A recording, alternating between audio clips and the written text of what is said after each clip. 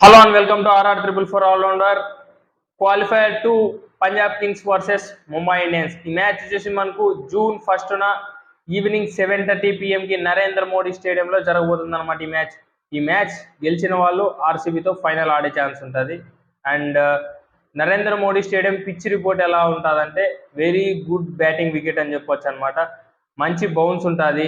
ఆ బౌన్స్ని యూజ్ చేసుకొని run score చేసే బ్యాట్స్మెన్స్కి అయితే మంచి బ్యాటింగ్ పిచ్ లానే ఉంటుంది అనమాట. అండ్ గ్రౌండ్ డైమెన్షన్స్ చూసుకున్నా కూడా లాంగ్ బౌండరీస్ ఉంటాయి. ఎవరైతే సింగిల్స్ డబుల్స్ ఆడుతూ హిట్టింగ్ చేస్తారో అలాంటి వాళ్ళకి మాత్రమే గెలిచే ఛాన్సెస్ ఎక్కువ ఉంటాయి. లేదు మొన్న హార్దిక్ పాండ్యా చేశాడు కదా, వచ్చి 2-3 సిక్స్లు కొట్టడం. ఓకే, కొడతాడు, సిక్సెస్ కొడతాడు, 80-90 మీటర్స్ కొడతాడు కాబట్టి అదేం ప్రాబ్లం ఏమవుదు. ఒకవేళ మిస్ హిట్ అయితే క్యాచ్ వెళ్ళే ప్రమాదం కూడా ఉంటుంది అనమాట. అండ్ ఈ పిచ్ మీద పార్ స్కోర్ వచ్చేసి 200 ఉంది, యావరేజ్ స్కోర్ వచ్చేసి 190 ఉంది, పార్ స్కోర్ 200 ఉంది. గెలవాలంటే ఇక్కడ కనీసం 220 ఉండాలి. ఎందుకంటే ఆల్రెడీ ఇక్కడ ఫస్ట్ బ్యాటింగ్ ఆడిన వాళ్ళు 6 మ్యాచెస్ గెలిచారు. 7 మ్యాచెస్ ఆడింటే ఈ సీజన్లో ఇక్కడ ఫస్ట్ బ్యాటింగ్ ఆడిన వాళ్ళు 6 మ్యాచెస్ గెలిచారు. 7 మ్యాచెస్ ఆడింటే ఒక్క మ్యాచ్ మాత్రమే సెకండ్ బ్యాటింగ్ ఆడిన వాళ్ళు గెలిచారు. చూడండి ఎలా ఉందంటే అది ఎవ్రీ మ్యాచ్ కూడా 200+ ఉందన్నమాట. ఫస్ట్ బ్యాటింగ్ ఆడిన వాళ్ళు గెలిచారు కదా, అవన్నీ 200+ ఉన్నాయి. అండ్ బౌలింగ్ చూసుకున్నా కూడా ఫాస్ట్ బౌలింగ్కి బాగా అనుకూలిస్తుంది. ఫస్ట్ నుంచి లాస్ట్ వరకు సేమ్ కన్సిస్టెన్సీ బౌన్స్ ఉంటుంది. ఆ కన్సిస్టెన్సీ బౌన్స్ని యూజ్ చేసుకొని కొద్దిగా స్లోర్ వన్స్ వేయడం కానీ, స్వింగ్ అండ్ స్వీమ్లో కొద్దిగా చేంజెస్ చేయడం కానీ, అలాంటి బౌలర్స్ మాత్రమే వికెట్స్ పడే ఛాన్సెస్ కూడా ఉంటాయి. అండ్ గేమ్ ప్రోగ్రెస్ అయ్యే కొద్దీ స్పిన్నర్స్ కూడా ప్లేలోకి వచ్చే ఛాన్సెస్ ఉంటాయి అన్నమాట. ఇది పిచ్ రిపోర్ట్. అండ్ డ్యూ విషయానికి వస్తే మాత్రం డ్యూ అయితే ఖచ్చితంగా ఉంటుంది. టాస్ గెలిస్తే స్టార్ట్స్ ప్రకారం అయితే ఇప్పుడు దాకా 7 మ్యాచెస్ ఆడింటే 7 మ్యాచెస్లో కూడా 6 మ్యాచెస్ ఫస్ట్ బ్యాటింగ్ ఆడిన వాళ్ళు మాత్రమే గెలిచారు. ఒక్క మ్యాచ్ మాత్రమే సెకండ్ బ్యాటింగ్ ఆడిన వాళ్ళు గెలిచారన్నమాట. అండ్ ఆల్రెడీ మనం చూసాం ఎలిమినేటర్లో ఎంఐ వాళ్ళు ఏం చేశారు, టాస్ గెలిస్తేనే ఫస్ట్ బ్యాటింగ్ తీసుకొని రన్ స్కోర్ చేసి కొద్దిగా వికెట్స్ తీయడం వల్ల వాళ్ళు ఇబ్బంది పడ్డారు. ఇంకా ఫస్ట్ బ్యాటింగ్ ఆడిన వాళ్ళు గెలవడం జరిగిందనమాట. ఇక్కడ కూడా అలానే థింక్ చేసే అవకాశం ఉంది. ఇరు టీంలు కూడా అలానే థింక్ చేసే అవకాశం ఉంది. చూద్దాం, వినవనో ఏమన్నా జరగవచ్చు. ముంబై వాళ్ళు టాస్ గెలిస్తే ఫస్ట్ బ్యాటింగ్కి వెళ్తారు. పంజాబ్ వాళ్ళు చేజింగ్కి వెళ్ళే ఛాన్స్ ఉంది, చెప్పలేం. ఇక్కడ పంజాబ్ కింగ్స్ ఫస్ట్ బ్యాటింగ్ ఆడి ఒకసారి జీటీతో 243 రన్స్ స్కోర్ చేశారు. సెకండ్ బ్యాటింగ్లో కూడా అక్కడ రన్స్కి వెళ్ళినాయి, 11 రన్స్తో మాత్రమే గెలిచారు. ఐ థింక్ 232 రన్స్ ఎన్నో కొట్టారు, 5 వికెట్స్ కోల్పోయి 243 రన్స్ కొట్టారు ఆ రోజు పంజాబ్ వాళ్ళు, అది జీటీతో.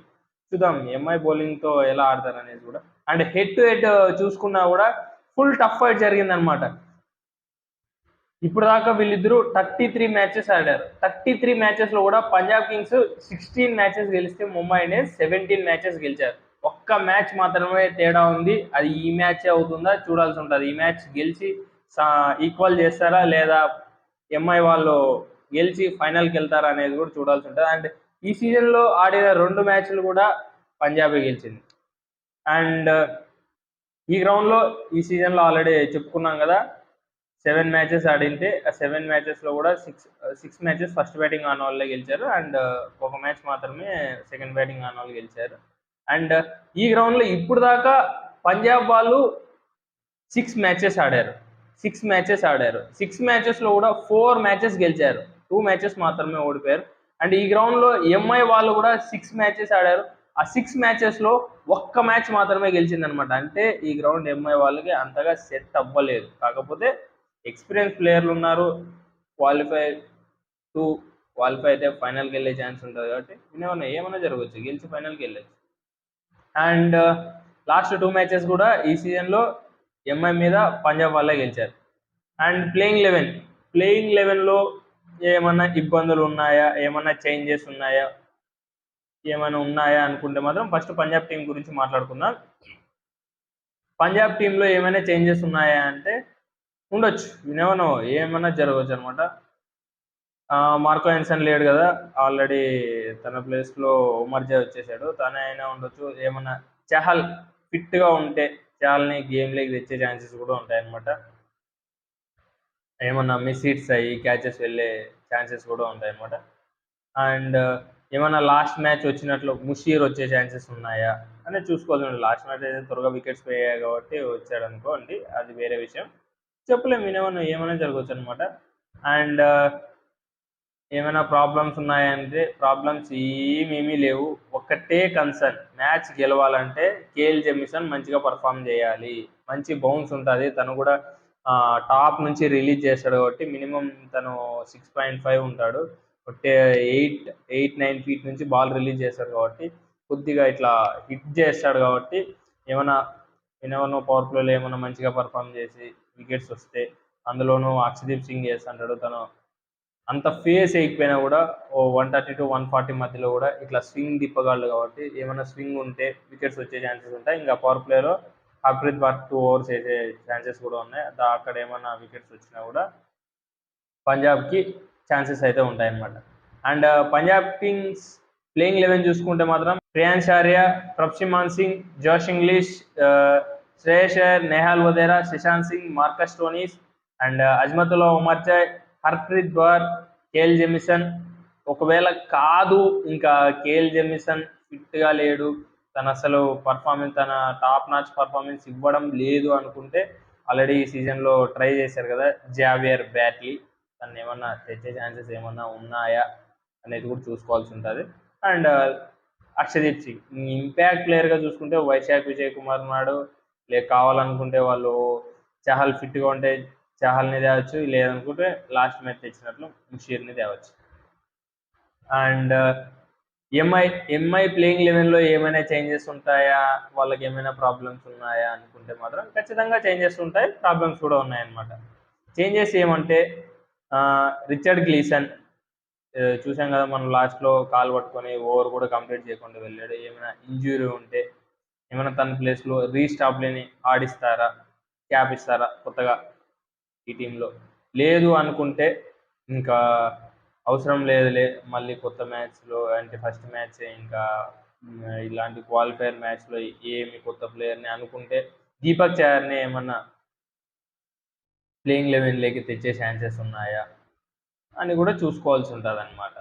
అండ్ లేదు అనుకుంటే కరుణ్ శర్మ ఇంకొక స్పిన్నర్ని ఏమైనా తెచ్చే ఛాన్సెస్ ఉన్నాయా అనేది కూడా చూసుకోవాల్సి ఉంటుంది. లేదు ఇంక ఇవన్నీ అవసరం లేదనుకుంటే అశ్విని కుమార్ని డైరెక్ట్ ప్లేయింగ్ 11లోకి తెచ్చేసి ఏమన్నా ఛాన్సెస్ ఉన్నాయా అనేది కూడా చూసుకోవాల్సి ఉంటుంది అనమాట. అండ్ ప్రాబ్లమ్స్ అంటే జానీ వేస్ట్రో అసలు మనం ఊహించలేదు అలా ఆడతాడనేసి, లాస్ట్ మ్యాచ్ అయితే చాలా మంచిగా పర్ఫామ్ చేశాడు. ఇదొక్క మ్యాచ్ కూడా ఇంకా అలాంటి పర్ఫార్మెన్స్ ఇచ్చాడంటే ఫైనల్కి వెళ్ళిపోతాం అనమాట. రోహిత్ శర్మ తెలుసు కదా, ఉన్నంతసేపు కొడతానే ఉంటాడు. లాస్ట్ మ్యాచ్ మంచిగా పర్ఫామ్ చేశాడు, కాకపోతే 2 ఛాన్సెస్ వచ్చాయి, ఆ ఛాన్సెస్ వల్ల మంచిగా ఆడాడు అనుకుంటే ఏమైనా జరగవచ్చు. ఆడాడంటే ఆడాడు, అలా ఆ కాన్ఫిడెన్స్తో ఏమైనా ఈ మ్యాచ్ కూడా మంచిగా పర్ఫామ్ చేయొచ్చు కదా, మనం ఏం చెప్పలేము దాని గురించి.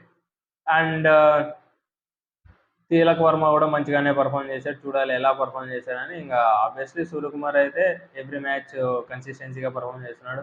ప్రతి మ్యాచ్ కూడా 25 రన్స్ స్కోర్ చేశాడు. చూద్దాం ఈ మ్యాచ్ ఎలా పర్ఫామ్ చేస్తాడు అనేది. ఇంకా హార్దిక్ పాండే బౌలింగ్ చేసినప్పుడు రన్స్కి అయితే వెళ్ళాడు, బ్యాటింగ్లో అయితే రన్స్ కొట్టాడు కాబట్టి పర్లేదు.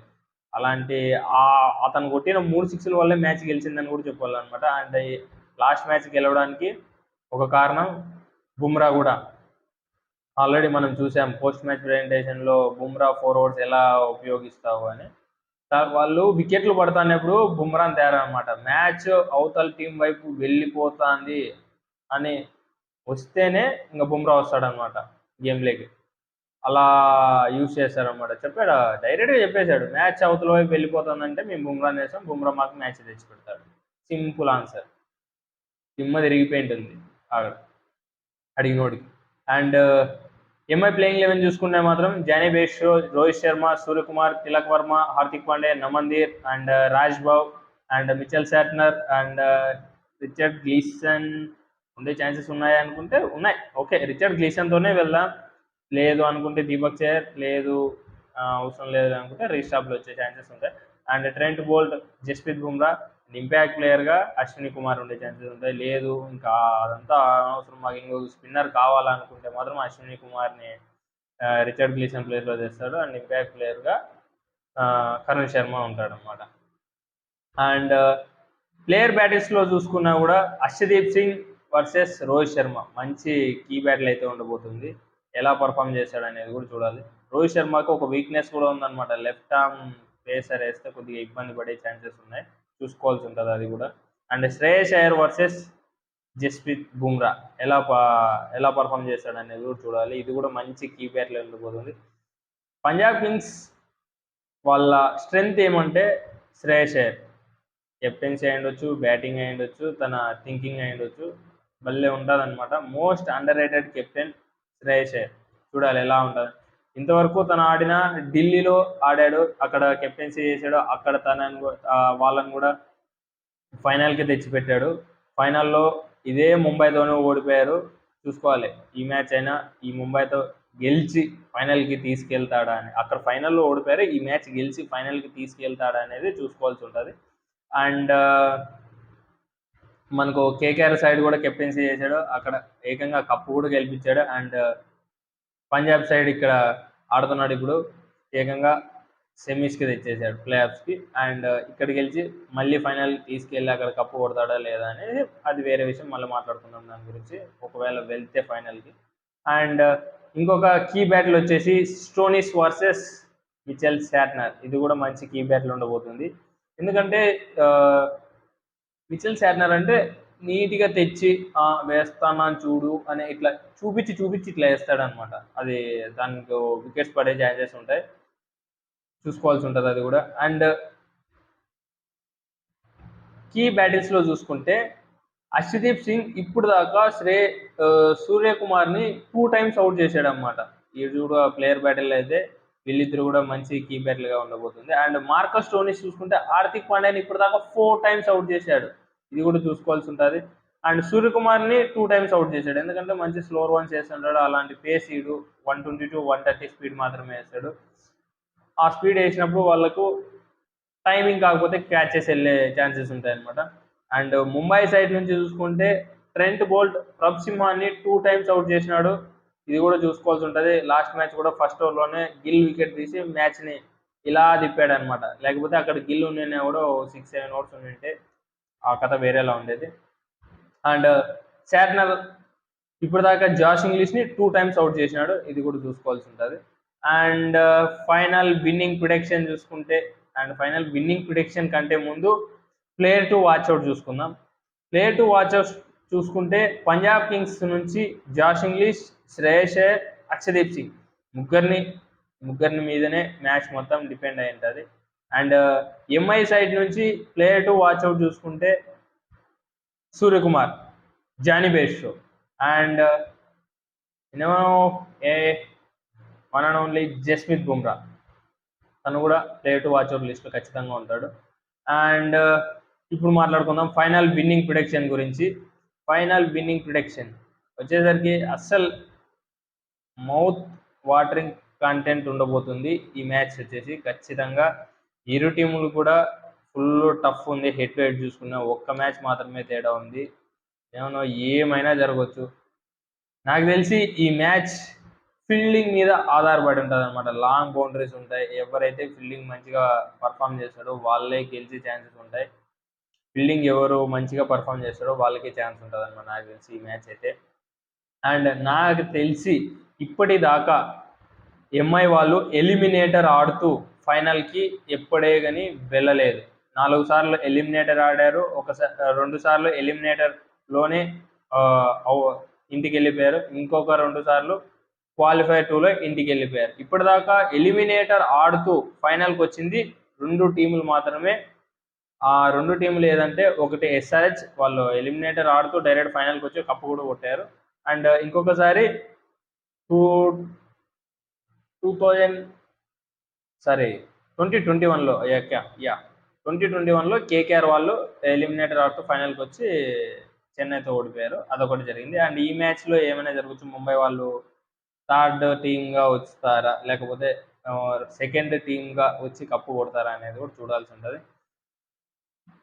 నాకు తెలిసి ఈ మ్యాచ్ ఎక్స్పీరియన్స్ వర్సెస్ యంగ్స్టర్స్ అనేసి ఇది కూడా ఒక చెప్పుకోవాల్సి ఉంటుంది. ఇటువైపు అంతా ఎక్స్పీరియన్స్ ప్లేయర్స్, అటువైపు అంతా యంగ్స్టర్స్. అండ్ ఒక ఆర్సీబీ ఫ్యాన్గా అయితే నాకు వచ్చేసి కొడితే ముంబై మీదే కప్పు కొట్టాలి, కొడితే ముంబై మీదే కప్పు కొట్టాలి. ఇండియా కొడితే పాకిస్తాన్తోనే కొట్టాలి, బంగ్లాదేశ్తో కొడితే ఏముంది నా బొంగు అన్నట్లు నితిన్ సినిమాలో ఉంది కదా ఢిల్లీలో. కొడితే ముంబై మీదే కొట్టాలి. పంజాబ్తో కొడితే ఏముంది, పంజాబ్ నేను తక్కువ వేయకూడదు, మళ్ళీ వాళ్ళు కూడా ఒక స్ట్రాంగ్ సైటే. అండ్ చూసుకున్నా నేనైతే ఈ మ్యాచ్ పంజాబ్ గెలుస్తుందని అనుకుంటున్నాను. ఒక 5% అంతే, ఇంకా వాళ్ళు కూడా గెలిచే ఛాన్సెస్ ఉన్నాయి. స్టార్ట్స్ బట్టి వెళ్తున్నా నేనైతే. ఇరు టీంలో కూడా సేమ్ బ్యాటింగ్ లైనప్ అయితే నాకైతే పంజాబ్ మీదనే ఉంది. బౌలింగ్ అయితే ముంబై సైడే వెళ్తాను అనమాట. ఏమి లేదబ్బా, ఇటువైపు బుమ్రా ఉన్నాడు, ఇటువైపు బుమ్రా లేడు, అంతే. ఇంకా ముంబై గెలవాలంటే బుమ్రా రన్స్కి వెళ్ళాడు అనుకో, 30 ప్లస్ 35 40 రన్స్ ఇచ్చాడంటే మ్యాచ్ వెళ్ళిపోతుంది, చూడాల్సిన అవసరమే లేదు. అండ్ మీరేమనుకుంటున్నారో కూడా కామెంట్ చేయండి, చూద్దాం ఎంతమంది కరెక్ట్గా గెస్ చేశారు అనేసి. ఇద్దరిలో ఎవరు గెలిచినా కూడా ఫైనల్ వెళ్ళిపోతుంది, వాళ్ళు ఆర్సీబీతో ఆడబోతారు అనమాట. అండ్ ఇప్పుడు దాకా వీడియోస్ ఉంటే మాత్రం మీకు నచ్చిందనే అనుకుంటున్నాను. కొద్దిగా లైక్ చేసి సబ్స్క్రైబ్ చేసి నన్ను కొద్దిగా ఎంకరేజ్ చేయండి. And thank you for supporting guys.